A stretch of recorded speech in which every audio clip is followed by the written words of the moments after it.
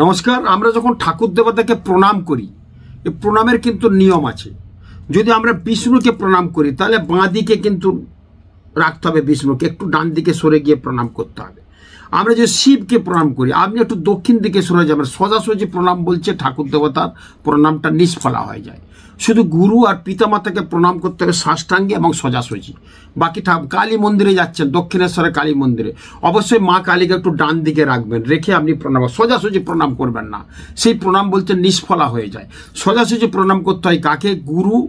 গুরুকে, কুলগুরু যার থেকে দীক্ষা নিয়েছেন, পিতা মাতা, এই দুজন হচ্ছে সাষ্টাঙ্গে প্রণিপাত হবে। এবং এই প্রণাম করার জন্য কিন্তু মানে একদম হাঁটু গেড়ে, হাত গেড়ে, কনুই গেড়ে অষ্টাঙ্গ প্রণাম বলে এটাকে। বাকি যে প্রণামগুলো বললাম, দক্ষিণাকালী গেছেন পুজো করতে ভবতারিণীর মন্দিরে, সোজাসুজি করবেন না। আপনি একটু ডান দিকে, ঠাকুরকে ডান দিকে রেখে দেবেন, আপনি বাঁ দিকে রেখে একটু প্রণাম করবেন। সেই প্রণামটা কিন্তু সার্থক, মিলিয়ে নেবেন আমার কথা। বহু পুরানো বই থেকে পেয়ে আপনাদের বলছি, দেখবেন অনেক ভালো থাকবেন, প্রণামটা সঠিক হবে। নমস্কার।